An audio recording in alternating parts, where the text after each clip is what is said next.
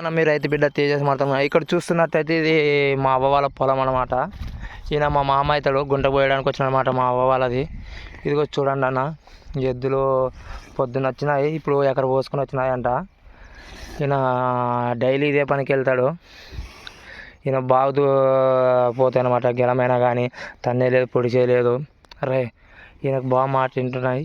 మామ మొత్తం ఎవరు పోయాలి వేయాలా, మొత్తం ఎవరు ఏం చేయాలా? ఎన్ని గంటలకు వచ్చింటివి?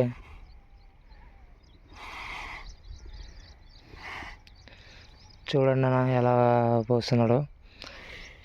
ఇదిగో బాగా పోతున్నాయి అనమాట.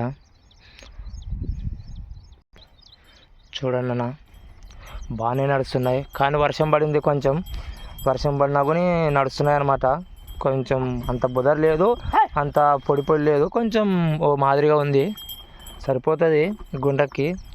ముందు వెళ్తున్నారు పక్క, ముందు చల్లి పోయినారు, ఆయన గుంట పోయడానికి వచ్చినాడు అనమాట. ఇది ఇక్కడ చూస్తున్నారు కదా అన్న, ఈయన ప్రతి చేనుకి వెళ్తాడు.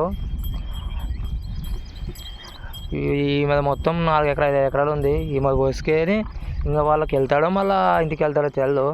ఆయన నీళ్ళు అన్నం తిని ఇంకా కొంచెంసేపు మేపుకొని వెళ్తాడు అనమాట. చూడండి అన్న ఎలా పోస్తున్నాడు, చూస్తున్నారు కదా, బాగానే పోతున్నాయి, ఎద్దులు కూడా బాగానే గుంజుతున్నాయి, కానీ ఈయన నడచలేకపోతున్నాడు ఆవులంతా. చూస్తున్నారు కదా. ఈ వీడియో చూస్తున్నట్టయితే ప్రతి ఒక్కరూ నా ఛానల్ని సబ్స్క్రైబ్ చేసుకుని నా కామెంట్ రూపంలో పెట్టండి అన్న, మంచి మంచి వీడియోలు పెడతా. ఓకే అన్న, బాయ్.